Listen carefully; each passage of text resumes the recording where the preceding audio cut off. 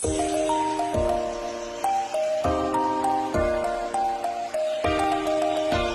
berada di Dusun Betbet, Desa Jangan-Jangan, Kecamatan Pujananting, Kabupaten Baru.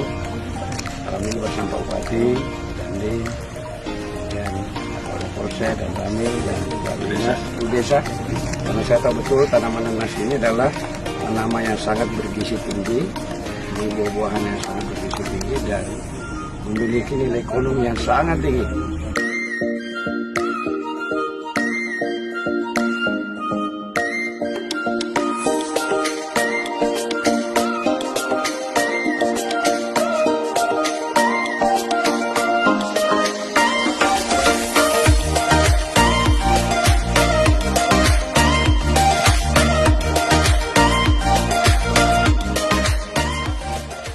Allahu Akbar, Allahu Akbar.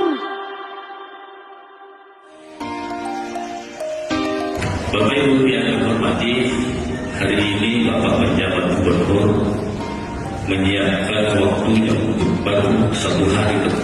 Alhamdulillah, Allah Subhanahu wa Ta'ala menakdirkan bahwa kita ketemu Pak Gubernur di tempat ini karena kami tadi siapkan 3 dini, tapi ternyata lebih cepat pergerakan kita.